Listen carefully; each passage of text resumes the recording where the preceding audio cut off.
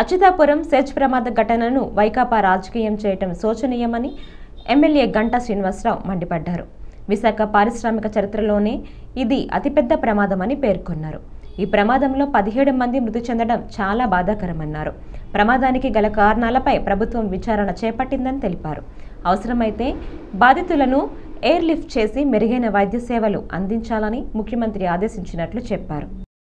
విశాఖపట్నం అచ్యుతాపురం సెజ్లో ఉన్న ఫార్మా కంపెనీలో reactor blast అయ్యి ప్రమాదం జరగటం, 17 మంది ప్రాణాలు కోల్పోవటం, అలాగే దాదాపు 47 మంది పైగా ఎవరైతే క్షతగాత్రులు ఉన్నారో గాయాలతోటి హాస్పిటల్లో వైద్యం పొందుతున్నారు.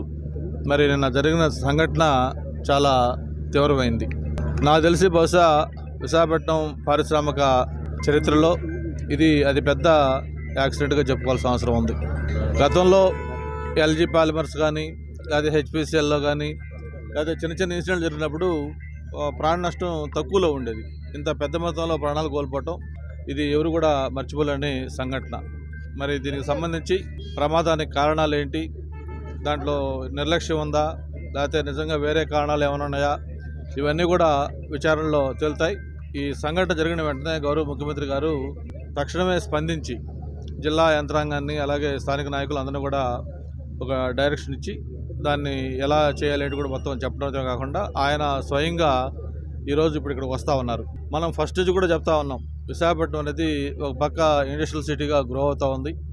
కానీ ఇది ఎప్పుడు ఒక బాంబు పైన మనం కూర్చున్నప్పుడు ఎటువంటి ఒక అభద్రతాభావం ఉంటుందో అటువంటి అభద్రతాభావం విశాఖపట్నం నగరవాసులకు ఎప్పుడు ఉంటూ ఉంటుంది. అంటే ఎప్పుడు ఏం జరుగుతుంది అనే తెలియని ఒక ఇన్సెక్యూరిటీ ఇక్కడ ప్రజల్లో ఇటువంటి ఇన్సిడెంట్ జరిగినప్పుడు అనిపిస్తూ ఉంటాయి.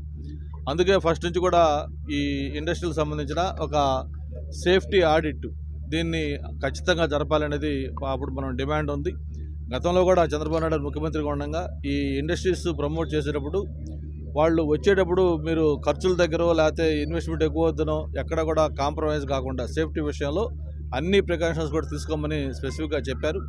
మరి ఇది కారణాలు ఏంటో తెలిసిన తర్వాత దానికి ఏం చేయాలి అనేది కూడా ముఖ్యమంత్రి గారు నిర్ణయం తీసుకుంటారు. అలాగే చనిపోయిన కుటుంబాలకి ఎక్స్గ్రేషన్ ఎలా ఇవ్వాలి, అలాగే హాస్పిటల్లో గాయాలు పొందుతున్న వాళ్ళకి ఏం చేయాలి, ఇవన్నీ కూడా ముఖ్యమంత్రి గారు ఇప్పుడు మాట్లాడిన తర్వాత దాని మీద ఒక నిర్ణయం కూడా తీసుకోవడం జరుగుతుంది. అంతేకాకుండా ఇన్సిడెంట్ జరిగిన వెంటనే అవసరం వస్తే వాళ్ళని విశాఖపట్నం కానీ లేకపోతే హైదరాబాద్ కానీ ఏమైనా అవసరం వస్తే బాంబే, ఢిల్లీ లాంటి ప్లేస్లకు కూడా అవసరం వస్తే ఎయిర్ లిఫ్ట్ చేయండి అని చెప్పిన కూడా ముఖ్యమంత్రి గారు ఆదేశాలు ఇవ్వడం జరిగింది. అంటే గవర్నమెంట్ అంత సీరియస్గా దీన్ని తీసుకుంది.